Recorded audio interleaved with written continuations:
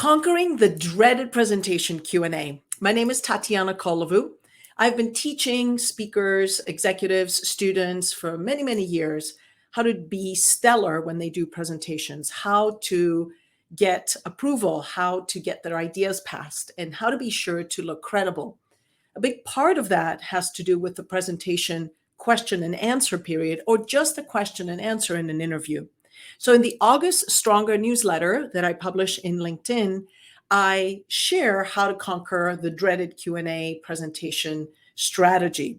If you want to hear more about this, in the comments, we're going to put a recording of a guest speaker, Dave Human, my friend, who I work with quite often, where he and I discussed more strategies if this is something that you enjoy reading about. So let's dive in. You've prepared obsessively and you know all the content inside and out. So why are you worried about the Q&A? You know why? Because it's unpredictable and you don't know what may happen at any time. So many of us dread the Q&A. We dread it because Joe Showoff or someone who's trying to trip us may show up in the Q&A and may harm our reputation and our credibility.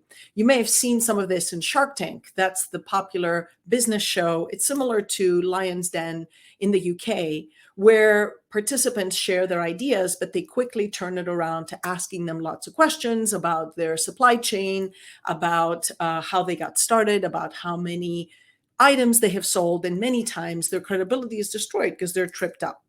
So when it comes to conquering the challenging part of Q&A, I teach my students and I train executives in these three thoughts: connect with your audience, inform your audience, and inspire your audience.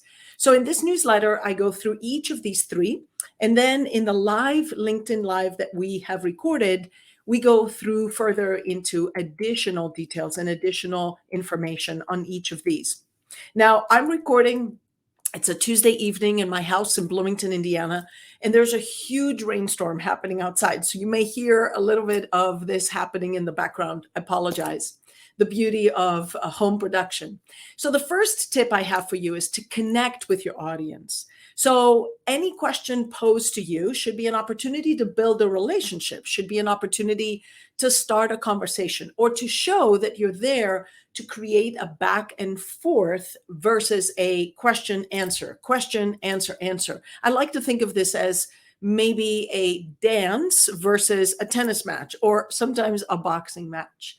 So when you're finished speaking, you want to look around the room and you want to make sure that the question is addressing everyone, or it's nice if you create that connection to ask if the answer you gave satisfies the question that the person asked. It's always nice to keep that.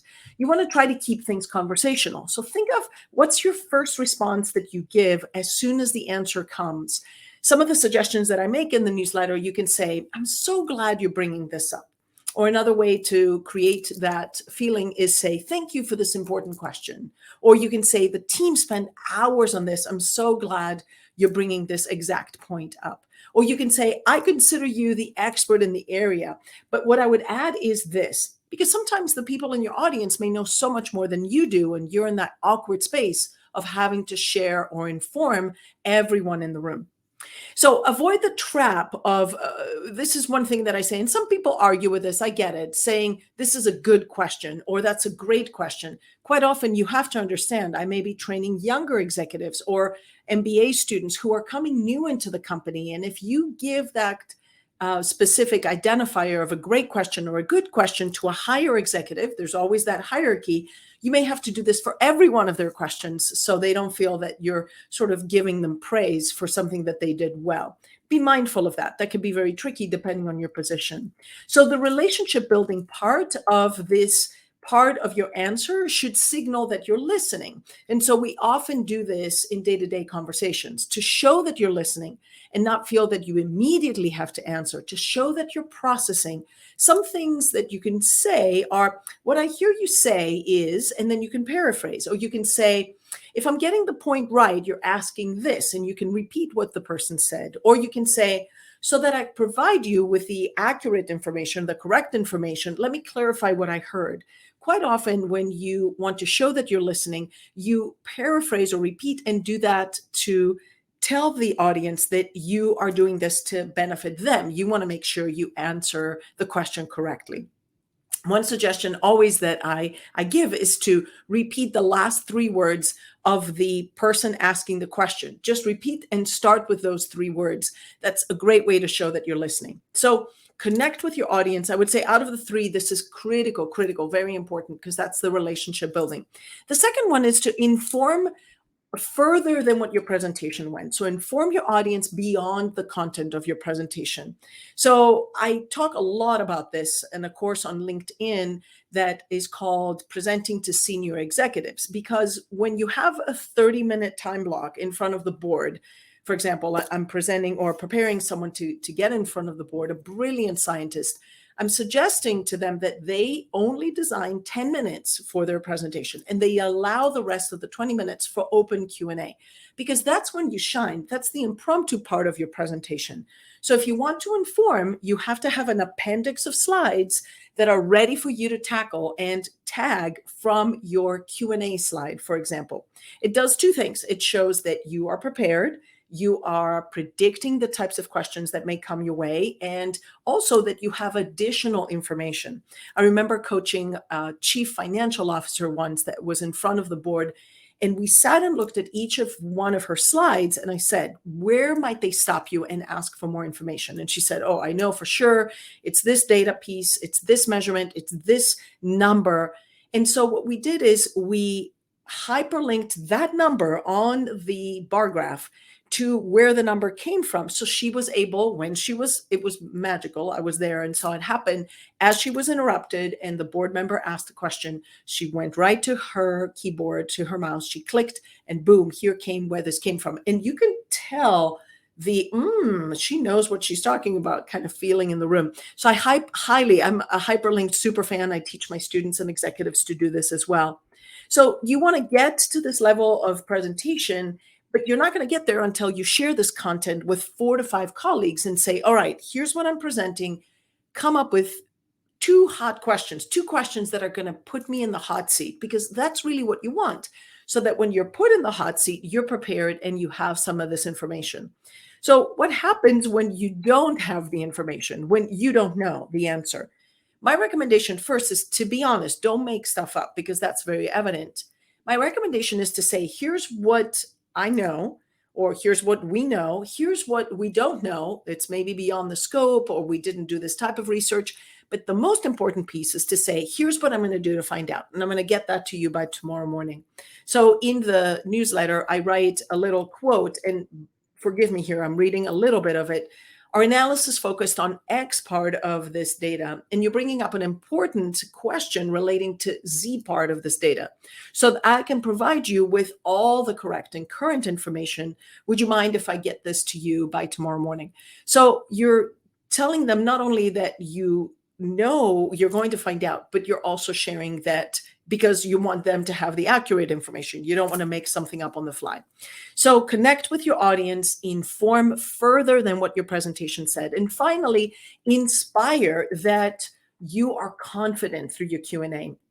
And this has to do more about about nonverbals than verbals, because when we show up to that impromptu part of the presentation, if the presentation is the prepared part, Q&A is the impromptu part, you want to look strong, you want to look confident, you want to look prepared, you want to look relaxed, yet been there before type of look. So it can be very tough to remain calm when you're being peppered with questions. And often we see business people, or we see politicians in debates, or we see presenting in the United States in Congress, or we may see an executive responding to something that the company did wrong in an apology. So it's always tense situations. But again, you want to try always to show that you're not fazed by the interruptions in the questions that you asked, and you don't want to respond right away. Take a moment, take a breath.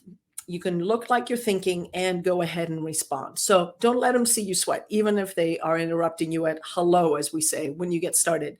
So keep your cool, stand or sit tall, keep your hands relaxed, quite often not clasped, but open.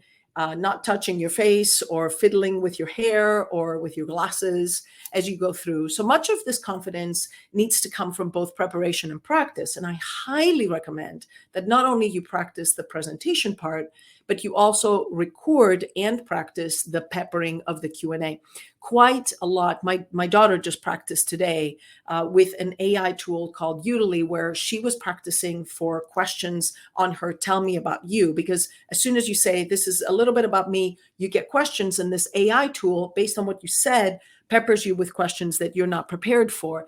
And then she was looking at the conciseness of her answers. I don't recommend, maybe you could use Udemy for this tool, but it would be super helpful.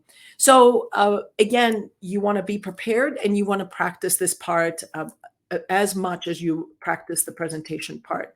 So as you take questions and after you build rapport and show that you have your information right, you want to answer, and your answer is a mini presentation. You want to give the headline, you want to give your answer, and then give maybe some of your reasonings. Or you can say, so for example, what I'm talking about is, or some of the specific data that was surfaced in our research was this. So always think of the headline and think of being specific. That's what I recommend.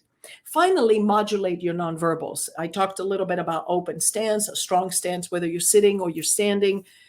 Looking across the audience versus just the important people, because you want to make sure that you're responding to who is asking you, but there might be other people that have the same question as well. When you take the question, you can nod, you're listening, you show that you may say, that's really interesting, just a few nonverbals or verbals that show that you're listening. So consider these important presentation steps and tips when you take Q&A. Connect with the audience, inform the audience, and inspire further. In the discussion that Dave and I have on the LinkedIn Live, we tackle the tough questions, the out of sorts questions, the irrelevant questions, the dumb questions, the I got you questions, the hostile questions. And we even show short videos of executives and politicians and leaders doing it well. So have fun reviewing that. Thank you for listening. I hope that this was helpful. Let me know if you have any questions on the comments. Take care.